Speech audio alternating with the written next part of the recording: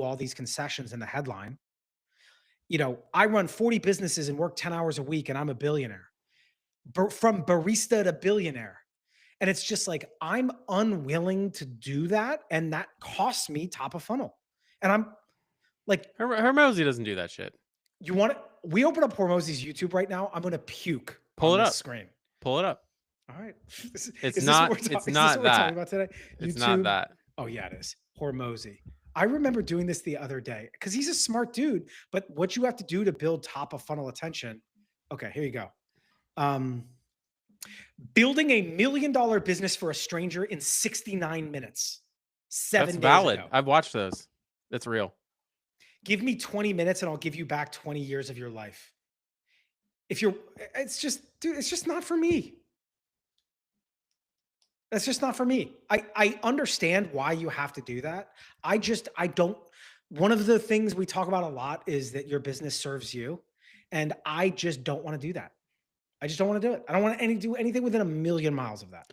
Well, I got good news for you because YouTube Shorts and TikToks don't have titles. That's not how it works. I mean, I guess they do have titles, but that's not how people like find them. So you don't have to do a clickbait title.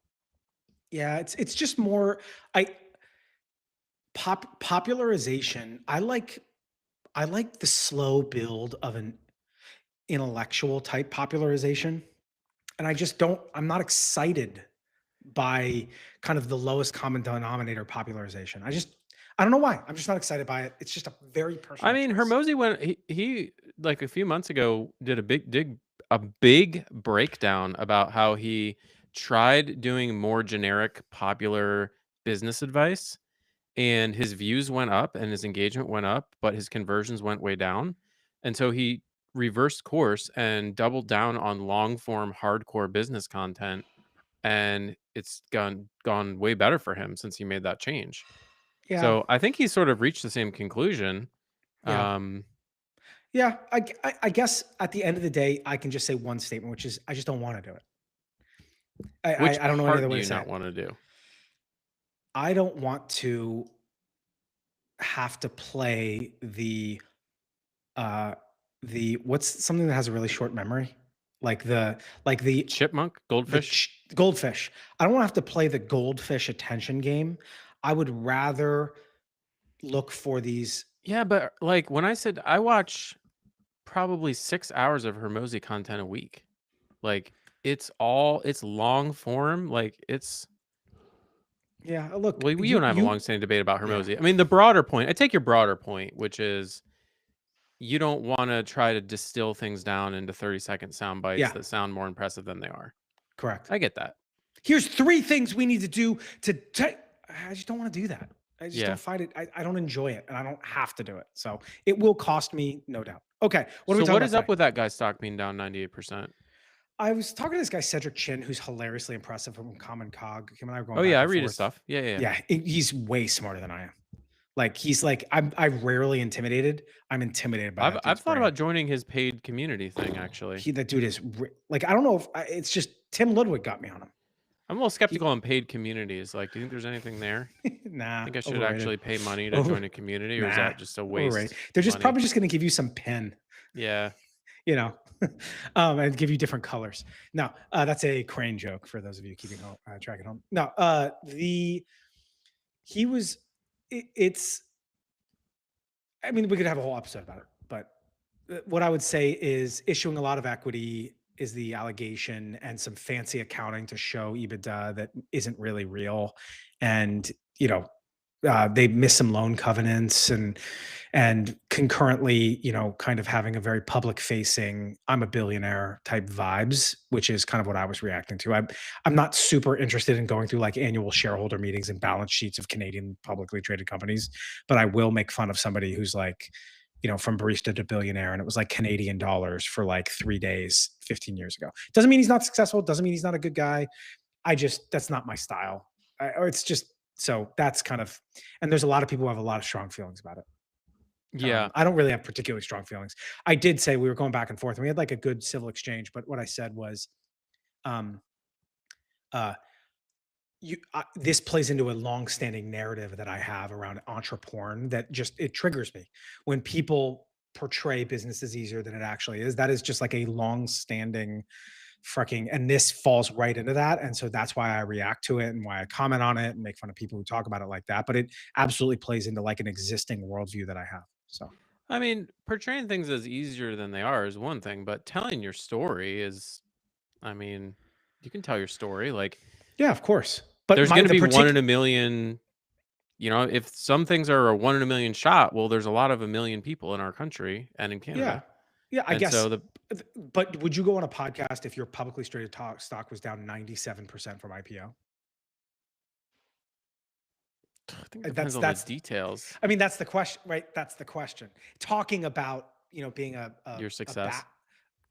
Well, that's where people are yeah, reacting. he's really missing an opportunity to do the whole transparency thing. That's worked pretty well for me. Not that I'm anywhere comparable to him, but like if things are struggling, like if the businesses are struggling, he Yeah. should talk about that. If the Yeah. investors are reaching different conclusions than the operating business reality, he should talk Yeah. about that. Like he should address it. It's a great content opportunity. Yeah, and I think a lot of my reactions generally are around self-seriousness and kind of like a lack of authenticity.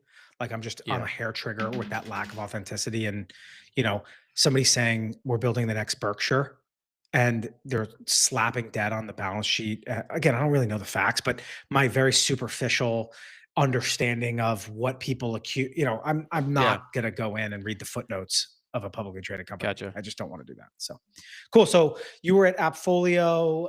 You do that mainly, as I understand it, to build your ego. Anything other than that, as to why Uh you do it? why I go to the conferences? Mostly ego is basically. I It's think you've mostly shared that ego. privately. Yeah, yeah, Yeah, yeah. I mean, it's the 9 days of being famous. I I mean, need it's a that. huge deal. I need that. Peter Loman in the house talking to the CMO of a Um, publicly traded company. yep. No, it is fun though, and I'm very honest about that with people. They're like, "Is it cool?" I'm like, "Yeah, it's freaking great." Yeah, For the 9 days that I'm like famous, it's awesome, but 9 days it's a also year. The conference was 9 not days a 9 days. year. Yeah. Yeah, yeah, 3 conferences, 3 days each. But it's very clear to me that if I was encountering that level of sort of recognition in my everyday life, I would instantly become insufferable. It's yeah, so clear to me that it would go yeah, yeah. right to my head, But and I would more insufferable. I would be More insufferable. more More insufferable. Correct, insufferable. Yeah, yeah. correct. No, I've talked to So, Jem a bit. So yeah. it's his wife. So, but yeah, that's cool. It's fun. I got recognized. Had some people ask for pictures and stuff like that. Um, but yeah, it was interesting because I got recognized a lot less at that conference than at a lot of the NARPM stuff. So that was intriguing to me. I think there's a lot more room to run within the Appfolio ecosystem for my brand and Crane than there is in NARPM. And Appfolio has about 8 or 9 million units under management under their software. I haven't looked at the latest numbers, but I believe that's about where they are. So they're huge. I mean, I was talking to somebody who was involved with the conference after the fact, and she thinks they spent $6 million on that conference. That was just a guess, but it was very impressive and sort of showed me what an industry conference can look like if it's done at a very high level. So that was interesting. So do you want to rehash the conversation we had yesterday when you should have hit record on the phone call, but Yeah, apparently you don't know how to use your phone? I do. I want to talk about bake sales.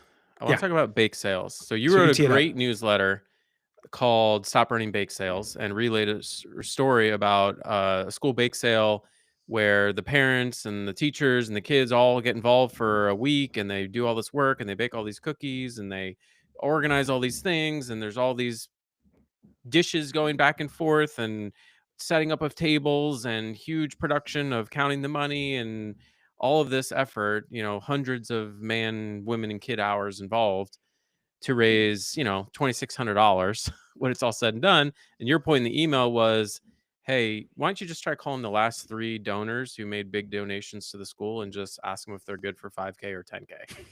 It's my dad's story. Yeah, It's my dad's and story. and yeah, that actually works. And you told a story about how that happened, and I totally believe that because so the moral of the story, because you always like to have little morals to your stories, because you're like that, is that don't run bake sales, call the big donors. Basically, raise the level of the game that you're playing. Find the one lever that's going to do the work of 100 bake sales for your business, whatever the equivalent is for what you're trying to accomplish. Did I tell that back right? Yeah, totally right. Yeah. Yep. So you and I were talking about Crane, and it's a lot of work to run these membership drives, and they're successful. We just closed out the fall membership drive. We reached our goal of 50 new members, Congratulations. which is It's a huge amazing. deal. It's a huge Thank deal. you. So we got to thinking about like what's the bake sale story equivalent here? What's the call the donor version of Crane?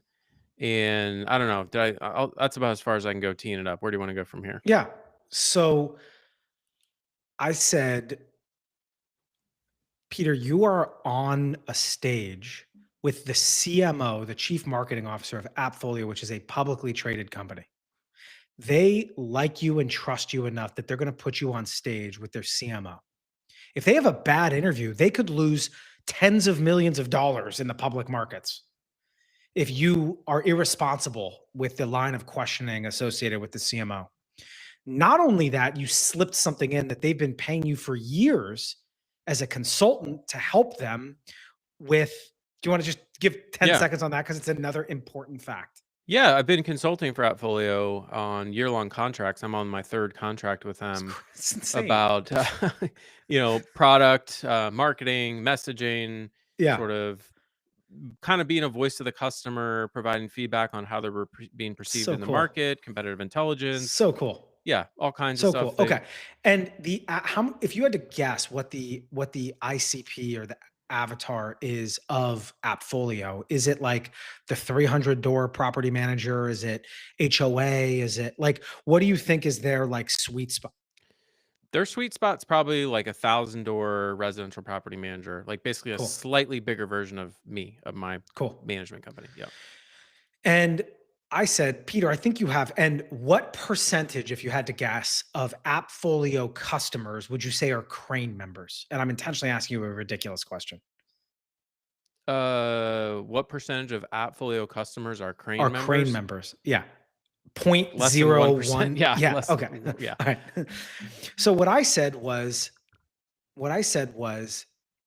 you are a unique voice in the property management world. And I bet that Appfolio, if I was to guess, it's something with AI, and you were like, oh, yeah, that's definitely true, which is they are trying to get a message out there around them positioning themselves as an AI forward company in the property management space. And And thought they're not leaders. and thought leaders, and they don't have a lot of avenues to do that, right? They can launch a press release, they can post something on their blog, not like, there's not that. What are they going to post something on Instagram? I mean, there's just not a lot that they can do to get that story out there. There's some things, of course, but I said, it seems to me like you have an opportunity to skip the bake sale and go right kind of to the nth, which is, hey, Appfolio, I love you guys. I love your product. Obviously, we have a great relationship. I have a complimentary product to you, which is Crane. And you have all of my customers that I would have to go run Facebook ads to go find. I'd love to come up with a way to use my voice and my expertise and your existing customers to help you get that AI forward message out there. And in turn, help me promote my Crane membership, which is my baby, which is a great place.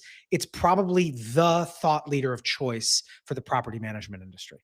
And so I think there's a mutual benefit here, which is you have thousands of Appfolio users who are not members of Crane who would be great. And I have a very strong voice. So as an example, I would love to do a event series with you called taking 30 days off in your property management company using Appfolio's new AI feature set. Yep.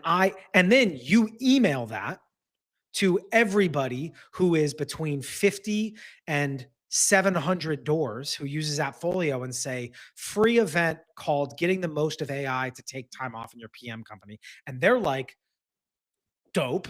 And you're Yeah. like, yo, I just blasted an email to 15,000 people in my ICP. Yep. So that was kind of like, and it's like, yeah, but how would I even get that meeting? Bro, you were on stage with the person who says yes to that. Yeah, You could getting the probably meetings text them. Yeah, getting the meeting wouldn't I don't think would be too challenging. I think they would be Yeah. interested in But for a something lot of like people, they that. couldn't even get that meeting. Like, yeah, Sure. it's great, but they're a publicly traded. You're like, yo, they hired you as a consultant. They obviously value your voice, Yep. right? Would you rather that or the hourly that they give you? You're like, oh, easy, Right. you So know? what's really interesting to me about this whole idea or conversation is, yeah, it's getting out of that bake sale mentality. It's like, what's the one strategic partner or one distribution channel or one big win that kind of makes all the other stuff just a rounding error if you got it right or if you nailed it. And I'm not that way of thinking doesn't come naturally to me. I think it does to a lot of people, and I think a lot of those people are what I classify as like deal guys, deal people. They're always making deals. They're making a big deal. They're making an enterprise deal. They're making a deal with they're always making some big deal. And I'm always like, well, that's just my engineer brain is always about like, well, what's the system by which we're going to acquire the 50 crane members? Let's really refine that. Let's streamline it. Let's tune it up, right? So because I'm all about the systems and the processes. And so I tend to negate or just forget about the deal guy type activities, which really can be that It's how Sagan's growing. huge It's how lever. Sagan's that's one almost 100% how Sagan's growing right now is partnershipy BDE, right? Yeah. The Marine Corps, it wouldn't be a lazy leverage podcast without me referencing Marine Corps doctrine. Uh, Yes. there's a Are you gonna term send me called another blurry, too small don't PDF to read on a plane? no, I'm gonna send you one on pickleball basics. Um, um, uh, the thing I was going to say was the Marine Corps calls this a center or a center of gravity, and the definition I like, which is what's one major objective that, if accomplished, carries along a lot of minor results. Yeah, And so, in World War II, there was this ball bearing factory that the Germans had, and it was like the weak part of their supply chain for their tanks. And we could literally ruin their entire ability to produce tanks by destroying this one ball bearing factory. weak because it was a critical path. Correct. And it was a single point of failure. Yeah, And there's the light side of that as well, which is what is the one relationship that if I got this right, running a good webinar and payment links and or just completely just none of that yeah, mattered because I'm a part of Appfolio. Whenever somebody crosses their 50th door, Appfolio sends them an email that says, we'd like to pay for 3 months of Crane for you for free, because the more well run your company is, the better you're going to get out of Appfolio. Here's your totally. voucher to go join Crane for free for 3 months. And you're like, yeah, we'd give them a 3 month Yeah, trial. And they're like, yeah. And you're just like, yo, problem solved with one deal. yep, The other one that's like that too is that bank you guys have yeah, that Enterprise basically pays Bank. for Crane. Like, Yes, I imagine there's something in there too where you're like, hey, did you know that totally. you have access to this free thing? And you're like, hey man, Crane will make them better customers. They will churn less. They will have less compliance issues. And all I need you to do is help me spread the word to people who can join Crane for free because of this credit thing or 100%. whatever. I So had the there's same there's thought. oftentimes more than one of these out there, but you just need one, you know? You Yeah, just need one. you always wanna have 3 emails out that can change your life.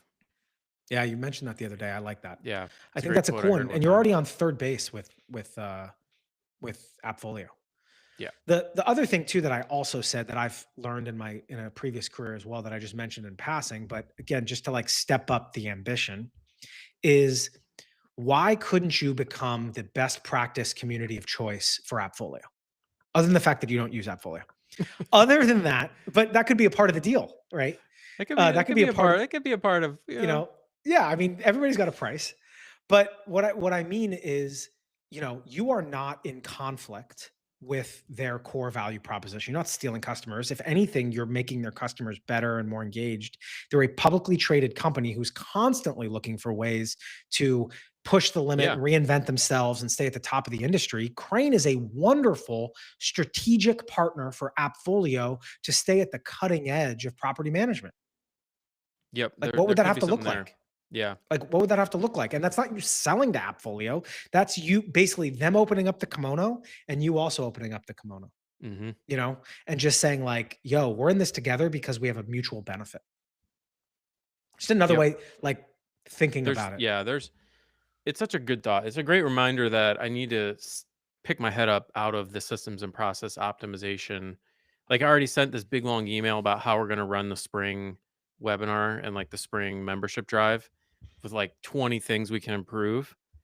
And I was getting ready to like dive into that, but yeah, like these larger leverage points of attack are not to be ignored. It's like they have a lower success rate, but when they hit, it's like 100x impact. A lot of times as well, I think they're not mutually exclusive. A lot of Sure. meaning you're the only one who could work on this Appfolio deal, but I bet Danny could execute on a lot of the things, letting Yeah. people put a deposit down on membership during the webinar. Yep. Peter Lohman does not need to be involved in that, but you're the only one who can find yourself in San Francisco near the Appfolio office and you call on the CMO to say, "Hey, I just put some ideas together. I would love to just spitball with you about some ways we might like get in bed a little bit better because I had so much fun at the conference. It was so great interviewing you. Would you guys like to do a sole sponsor podcast? And you guys pay to promote it. And like, there's just so much. Obviously, you have such a unique voice in the space. You don't need to be the one piping in, go high level to your new webinar. Like, you just don't need to do that. Yeah. Right. So yeah, that's my take on bake sale. And I wonder what the version of that is for like RL property management too. There's probably some non-bake sale activity that Who somebody has could your be doing. customers? Yeah, that's a good question. It's not so clear there for a local services business. I mean, there could be. I mean, it could be the acquisition of a competitor, as a Yeah. silly example. It could be wrapping your arm around more strongly with other Ohio-based property managers who don't serve your geography. Mhm. And you realize that if you just have these five people, they might be able to, they're you just have to think hard about what's that center of mass and what is your restraint, and then what are some ideas against that restraint, because you're not going to have this big deal on flipping units because that's not your constraint. Who gives a shit? Right. So like Right. you have to also layer this in with our long-standing discussion about the theory of constraints. Yep. You know. So yeah, like for Sagan, as a silly example, we have a deal right now that's ripping with an employer, basically an employer site, where when they want to find somebody after they kind of like post the ad or whatever, it's like, do you want help with this? One click Mm, opt into Sagan. And they're that's happy because awesome. it keeps their people more active. And we're like, thanks for the traffic, Yeah. as an example. Yeah. All right. Anything else on the bake sale mentality? I got another fun topic. Anything else on the bake sale mentality? I would say You're no. so smooth with like the spitballing the ideas. Like you're so in that mindset of how to make it a win-win and right language to use. And like you were telling me on the phone, like, oh, you got to be ready with the idea. Like you can't be like, oh, let me get back to you. Like you have to be ready to have that conversation That's at a from moment's a notice. previous. That's from a previous. I'll tell the short, Okay. sanitized version of the story, which is, somebody would come back from, the equivalent of a sales meeting. And say, "Oh my god, I had the best sales meeting." And the boss would say, "Awesome. How many millions of dollars did you sell?" And they're like, "Well, I didn't sell anything." It's like, "Well, then you didn't have a good meeting." Right. And so it's like, "I had the best meeting with Appfolio." It's like, "Awesome. How many emails are they sending out on your behalf by the end of the week?" "Oh, no, no, no. They just said they were super interested." Like when somebody like shows you green lights, you need to have done the homework to be able to go all the way to fucking conception, like all the way when you, because so often when you're in that room, the CMO is like, "Peter, we'd love to do something with you." Do not say, "Let me go think about it," because that's a fleeting opportunity. Because as soon as he walks out of that conference room, he's getting hammered with other ideas. It's like, Yeah. "Hey man, why don't you loop me into your social media manager right now and let's get a long form pod with the CEO right now on the calendar, and we'll use that to create a newsletter to kick off the new, like right now." But you Right. have to have done that thinking. You have to be ready to have the order form signed. You can't say, "I had a great meeting," and then you're like, "Fucking let me email you later." What was your example about like going on a date and it's like It's like, what, like, let's go hook up, and you're like, let me think about it. Yeah. It's like, you gotta be like, you gotta like, you have to be ready to consummate. When you hit straight green lights, now if you hit a yellow light or a red light, you back off. But so many times I feel like people lose momentum or whatever. I had the best meeting with Appfolio. Awesome. What price are they buying you for? Like, you need to be Mhm. prepared to go all the way if you get that person's ear and not be like, we're considering raising and they told us that they'd love a look. What? Like, hey, yeah, we'd probably just take 20 million for Crane right now. Oh, that's it? Oh, we actually, oh, let me just text our CFO. I think he's down this. Mhm. You have to be ready to go there. Like, at any, I've had a lot of opportunities that I've been able to generate just because I'm ready with what the pitch is, or specifically what the ask is. Yeah, and that's where Hey, why don't, you're like top 1% at that. Like, you know precisely what's in balance, what moves the needle for you, what moves the needle for them, the right language to use, the right asks, the right amount of pressure to put on without being obnoxious. Like, that is your skill set for sure. Like, I can usually come up with that stuff if I kind of come back to my office with my whiteboard and I kind of pencil it out and the pros and cons and text back and forth with you about it. But you're just like boom, you it's so it's good. all, you know what it is? It's all backwards planning from my old life. It's all backwards planning. So it's like, okay, if I want to do a deal with Appfolio, what has to be true? Okay. Number one, I have to have an ask.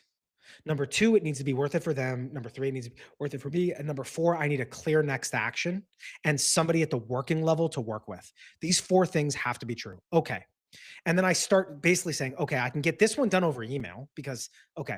And then in this meeting, all I really need is these last two, which is a working level point of contact and a Yeah, or what's in it whatever for it is. them with three, like, and so for me, it's all comes from backwards planning, which is, okay, if I want to do a deal with Peter, what does that need to look like? Okay, I need this. Okay. And then I can get this one like that. And this one I can get from somebody else. I actually don't need to ask him for that.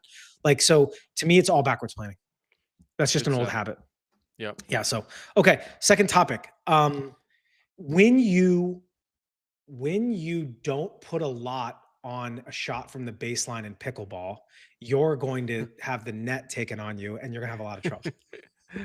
Or when your backhand is weak. Yeah, when you switch hands, Switch hands. Yeah, I got to work on that switch in the you hands thing. definitely got to get that driving backhand done. So, Peter and I played pickleball. So, Yeah. okay, what's the second topic? So the rule of 40.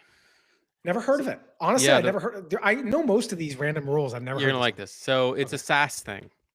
So in the SaaS world, you start a SaaS, software as a startup, it's a software company, a software as a software as a service. service. Yeah, Yeah, I was gonna service, not say. a Okay, startup. yeah. So basically, the rule of 40 is what VCs or what investors want to see to show that your company is doing great. It's on the right trajectory and it's investable. And the Okay. rule of 40 says that your net profit plus your annual growth rate has to add up to at least 40. So if Say your that company is again. growing 40% per year but not profitable, you're great. If you're growing 20% per year and you're 20% net margins, you're great. If you're growing 5% only but you're 35% net margins, you're great. Net margins. Net margins. Interesting. Yep. Oh, wow. Okay, so Sagan's investable. No comments on Sagan the meets the rule of specifics. 40. Yeah. And Yeah. so it's a software thing, it's a VC thing, but I think it could be easily applied to basically any small business as a health check or a way of understanding, are you meeting some kind of a minimum threshold of this being a going concern of interest and worth your time to mess with, right? You So know if I what's think about interesting? RL, so RL, we guided, I don't know, I could probably do this math. We run about 18% margins. So we would need to be growing by at least 22%, you know, revenue. Which for you is like 120 net units a year. I do that math faster than I could. Is You that can look right? at revenue though. Okay. So I think we're gonna go from 3.7 to I think we're gonna go from like 2.7 to like 3.2 this Okay. year. So 500. Yeah, that hits it. yeah, so I think I might 500 divided by How can you 2.7. grow revenue without growing doors? Maintenance? No, we did grow doors. Oh, okay. All Yeah, right. but you can grow revenue without growing doors by With like adding fees and adding maintenance and protection stuff like plans. that. Okay. Yeah. Okay. Yep. Yeah, it's, you know, it's, I think actually the way that it's often, I think I would, as you were talking, I was like, how could this apply to somebody running like a harder business? if you think about your time as an investable asset, when somebody's like, "Yo, I'm running a power washing franchise, and I don't know if I should keep doing this or switch Exactly. to consulting," I'm like, "Roll of 40. You need to either be netting 40% or growing 40% a year, or some combination of those two, or else you're playing a bad game." Exactly. Like, that's probably how I'd apply this to some guy running like a kitchen company or something. Yeah. Like, you have to be growing fast or netting a shitload. But if you're doing neither of those, sounds like a fucking slog, like bad game selection. Exactly, game selection.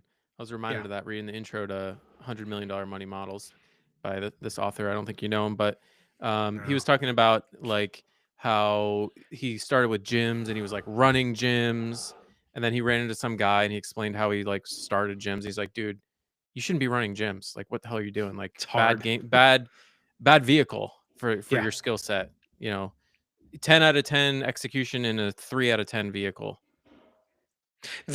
I was revisiting a conversation we had a few episodes ago that I really liked about what you were saying about oh man, I just had baby brain. Let's Oh move on. I no. forget. Yeah. Terrible. It That was such a great setup. I was all was excited. wait, let me Uh, pull up my phone because I'll look at the episode and it'll jog my memory. Dude, okay. I was up a couple times last night. Um, okay. The episode was the last one we did, the crane break. We were talking about vehicles. Dude, I don't remember. That's Honestly, all I don't right. It'll remember. come back My to you. brain's freaking wiped. So So it'll come rule of back. 40. So yeah, and I think it works, right? Because now service companies generally don't grow. Oh, See, I knew it would that come back. that that game selection or vehicle selection in the same industry, there are multiple vehicles.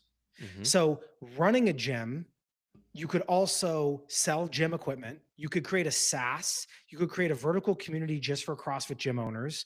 You could run a media company that just creates like. But the idea that saying, "Well, I'm in the restaurant business, and the only thing I can do is sign a big lease and make 20% after food costs and labor," is wrong.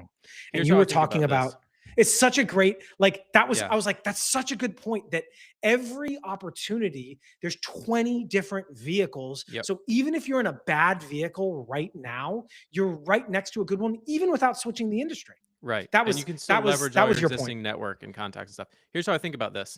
You can go up or down. You can compete with your vendors. So look at your vendors and see how is their quality of life? How is their profitability? Are my vendors meeting the rule of 40? Or you can compete with your customers and go look at your customers and say, how are my customers doing? Are my customers meeting that rule of 40? How would I like their quality of life? Are their annual conferences, do they have people flying in on private jets, or is everyone taking Southwest? Right. So it's like up, down from where you're at, because you're probably very familiar with your vendors and very familiar with your customers. So that's a great place to look at sort of other things you could Or be you could go doing. horizontal. Or, hey, I'm really good at running this membership based gym, but there's no money in it. But in a day spa that does Botox, those Yep. people are crushing and growing like a weed. And it's basically the same as a CrossFit gym. Yep. Like, so you could also go across, which is the same business model, but in a different vertical. That's another. So yeah, I remember hearing you say that, and I was like, that's such a cool because I feel like we have some people who are like, well, I'm in the power washing business, and that's just I'm stuck here for a little while, and it's like, yo, I can think of like so just using your example, um, uh, your customer might be commercial property management, Hmm. which could be a great extension of your power washing business. It could be training and equipping and wholesaling power washing equipment, which might be a better business. It could be different home services that service the same customer set. Like you're right next to the exact, there's like 15 vehicles immediately adjacent to you in all directions. So Yeah. don't feel like you're stuck in remote home cleaning, you know? Competing with your customers is a time honored tradition, right? Think about a subcontractor on a job site. Some guy carrying wheelbarrows for a concrete contractor. Yeah, He's like, all right, my customer's I can my do boss. this. I want to be a concrete contractor one day. So he starts his own concrete contracting business. His customer is the GC. Well, I'd like to be the GC, not just the sub. So he eventually becomes a GC. Who's the customer of the GC? Well, that's Developer. the developer or the Yeah. architect or whoever. And it's like, all right, well, now I want to become a developer. And who's the customer of that? Well, it's the investor. So it's like, well, I want to become an investor. So you can work your way all the way up, and eventually you're just an allocated. You're basically Warren It's Buffett. actually Sagan's one of Kayvon and I's big question right now, which is as we look at Sagan, we've become very familiar with adding value via a particular set of tools. And one of the big questions we have is, and we've done it now in many, many industries. One of our big questions now is, do we want to pick one of these where we see the biggest opportunity and instead of being a vendor, go acquire Yep. or compete because we're like, dude, we know that veterinary clinics, we've done it 5 times. The other 5,000 are slow adopting. Let's just blow it out in veterinary clinics using our exact Yep. same tool set that we've already validated. It's a very open question for us right now. Property So managers classically compete with their vendors. They property managers classically will start, you know, a some type of a property management service or software, yeah, and then start showing up at NARPM not as a customer but on the trade show floor. yeah, That's essentially what we've done with Crane, even though we're kind of yeah, sneaky about it. yeah, yeah. But yeah, I mean, and you never see. I've talked about this a lot, but you never see anyone going the other way, right? You never see a vendor on the NARPM trade show floor be like, you know what I really want? I want to be a property manager. What I want to do is How go do out I at get two one in of the those morning and fix attendee both. badges? I don't want to be a vendor, right? That's It's because they leverage. see it's tough business. It's tough business. It's totally leverage. They're trying to find more leverage, right? Yeah. And labor leverage is the hardest form of leverage. So that's what they're doing is they're looking for code leverage, media leverage, or capital leverage, in my opinion. Hmm. Like that's yeah, I was talking about that just to go on a little bit of a tangent. I was talking about because we launched this broker network. We should do a whole episode on that at some point. But uh and then I'll talk about a Toyota way, small thing. But I was saying a guy who runs a fairly low ticket home services business who signed up as a broker and he's in a very large franchise network, very large. And I said, just so that you're clear about the stakes here, if you do 1 or 2 hires per month, your net is going to be higher than you being a franchisee of this concept. Like, let's use a silly example, a Jamba Juice. What do you net as a Jamba Juice owner, and what risks do you have to take in order to net that? It's like 70. It's like 70K, I think. And if you do one $5,000 hiring fee to do an accountant for other Jamba Juices per month, you will make more Hmm. while not signing a lease and having no employees. Like, I hope like when you start finding opportunities like that don't last forever and eventually they'll be price competitive. But for right now, in this particular moment of Yeah.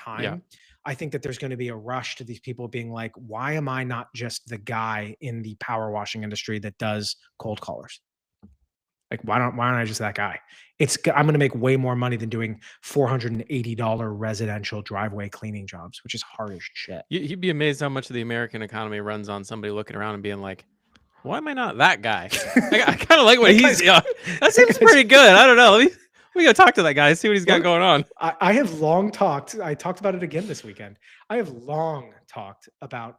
I have met people who are more in the creator side of the small business world, and was very judgy, saying this person is not very smart. And then I looked hard in the mirror and said, that person is making 50 times more money than I am. Who's the dumb one? Sure. And went full circle, and next thing you know, I'm writing on Twitter.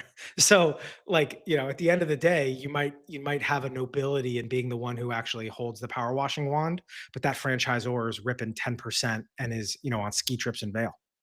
There's So definitely something who's to the dumb that. one? Who's Right. the smart one? Who's the dumb one? So yeah, It's totally. like the old Mad Men scene. It's like, I feel bad for you. I don't think about you at all. Right. That's the great. That's the end of Paper Chase, which is the same thing, which is Yeah. just want to thank you. He has this like traumatic relationship with his law school professor, and is like, just want to thank you so much. I really, I passed the bar and you changed my life. And this guy was like his like freaking foil for an hour and a half. And this old professor goes, sorry, remind me your name again. It's just the biggest own ever. Yeah. It's the end of Paper Chase. Incredible movie. It's So great. what else you got? You said something about you at a Toyota Way something. Oh, I think we should do a series. I think you and I should read the Toyota Ray chapter by chapter. And Oh, I think okay. we should probably do an episode on either 1 or 2, depending on how media we think it is. But I think you and I, for example, a line that I've mentioned to you many, many times, go to Gemba, which is go and see for yourself. You and I could have a whole episode about what does go and see for yourself mean in a small business? Does it mean you do ride-alongs? Does that mean you open up Airtable? How often do you go Love and see that. for yourself? Love And then we this go to the idea. next one. And it's like, push not pull or pull not push. What does that mean? That means you don't acquire, and I think if you and I went chapter by chapter through the Toyota way, I think there's a lot of really meaty principles that you and I could have conversations to broaden them out into bigger topics. That it's just, I'm interested in discussing it with you and kind of unpacking these principles because I'm finding them so ubiquitous in my day to day. So There's such a deep vein there of bringing the Toyota Way principles into the paperless economy, to use an old phrase, but basically to the modern services sector of small business ownership. There's a that's why I love lot talking to Josh Schultz there. because to run a clean QC process for non-ferrous manufacturing, which is what he used to do, non-ferrous steel pouring, makes the QC process you run for like a unit turning look like somebody like who was two Crayons. wrote it, Yeah. right? And all you have to do is pick up a few. He's like, oh no, QC only counts if two different people do it. One person can't do QC, and you're just like, oh my god. Of course, Yeah, this you is all the have to stuff have from it. his first day, and you're And just it's it's like like, that's the most revolutionary. basic thing. Yeah. They're like, John, why are you so excited? This is like the minimum wage person at the front desk knows you can't QC your own work. And I'm like, oh, so that's why I love like manufacturing or some of these higher Yeah. tech stuff because I get like the day one lesson and I have to go like smoke a cigarette because my brain is spinning so fast, with like the implications of that on staffing Yeah. or, I just love it. I love studying that stuff. Josh running Canecast, which is non-ferrous foundries. I always joked with him I was gonna start a competing line of ferrous foundries. Just like it's such a funny term. It's non Dude, we run non-ferrous foundries. I Well, I run used to ferrous foundries. I So used to what's say up? I used to say, somebody'd ask somebody, I'd be like, "Oh, I got a guy, not a ferrous guy though. We don't trust those guys. But if you need a non-ferrous guy, I got a guy." That's so I good. used to That's I even used to better. break his balls all the time about Just walk around with like, magnets around the whole "You factory. ferrous? I found something ferrous in your factory here. I don't know. You better get your QC guys back out here. Get out of here. You're Yeah. banned." All the tools Uh, have to be made out of non-ferrous metals too, for so some great. reason. So great. You could just say you run a foundry. It's okay. No, no, we run a Yeah. non-ferrous foundry. But yeah, man. Okay, final thoughts, comments, conference stuff. I mean, I'll start. You can do the second one. You on the first night I came and joined you hosted a dinner for Yep. Crane members and you had a mix of existing members, new members and stuff like that. And it was interesting to see the dynamics play out, which was I think business owners are so used to being in environments where they can't talk about what's really on their mind. And so in the first, hey, how are you? Oh, cool. How's it going? Oh, what's the weather like in Sacramento? Okay, cool. And then one person's like, are you guys as mad at Buildium as I am? And next thing you know, there's like six people being like, oh, we built an API because Yeah. so many, they're so used to every day going through life not being able to actually share the fact that they're pissed at Buildium. And now Yep. there are around 15 people who are like, yeah, and they gave me a deal. Wait, you got a deal? What was the name of your sales rep? And like immediately. And so I think this live event stuff with people who are within the same kind of category continues to be a fascination on like 10 different fronts. So that's my comment was that observation. Yeah, and there's that happens at NARPM too. And I remember vividly my first NARPM conference having a lot of similar experiences. I there's something happening with Crane that's special and unique. And I actually don't know that I could describe it very well. In some ways, I think you and Jordan and some other people who are on the periphery have a better perspective on what's working there. But and you and I talk about this a lot. There's no reason that this couldn't work for every single industry. Every single industry should have and will have a version of Crane for them. The model obviously works. So there's obviously a lot to think about there, but yeah. Cool. What do you got? Anything? You want to talk about, you know what you should talk about if you don't have anything to talk about? Talk about the pins. The Talk pins? about the pins. Talk about the pins. I Yep. think it's just a So cool, like there's maybe some general lessons that could be applied from there. It's just a cool. yeah, so here's a Crane pin right here if you're on the video version. The one I have has a green circle on it, which means I've completed a 4-week Crane break, which is a full disconnect from my business. And every new member gets a pin, and all the Crane partners get 2 pins. And they're very coveted. You'll see them around conferences, and it's a great conversation starter. and you get special pins as you work your way up through the crane breaks. So you take a 1 week crane break, you get a certain color, then 2 week, then 4 week, because the mission of Crane is time freedom for property management business owners. And so we've aligned sort of our whole offering and everything we do around leveling our members up to that point of being able to take 4 weeks off. So the pins, I thought when Wolf originally told me this idea of having pins, I thought it was the dumbest thing I'd ever heard in my life. It's turned out to be a genius decision on his part, and I'm glad I greenlit it because members love them, partners love them even Didn't like more. somebody at Appfolio like wear them on The stage? Like, CEO asked for a pin and got one and wore it on his jet home or something, I heard. But, yeah, so cool. it's a big deal, and there's something about that discreet but physical token Yeah. that makes people feel like, "Hey, I'm in I'm in something special now." It's not there is a little bit of, like, the exclusivity part of it too, but Mhm. I think it's more about if I see someone else wearing a pin, I know that they're also committed and invested in improving their life and their business, and they have an open mindset, and they're actively working Hmm. to at something bigger than just a better lease renewal process. You know what it reminds me of? It reminds me of when Facebook turned the corner was when you could put relationship status in your profile, and that was what, like, drew people into conversation because everybody wants to know who's single, Yeah. and it was like Crane spreading kind of more peer to peer was you Mhm. provided an opportunity for them to talk about, like, some physical representation and what that means, and now it's an entree into a conversation or a Yeah. relationship, And you know? there's a weird psychological thing that happens when somebody asks you about something that you paid money for.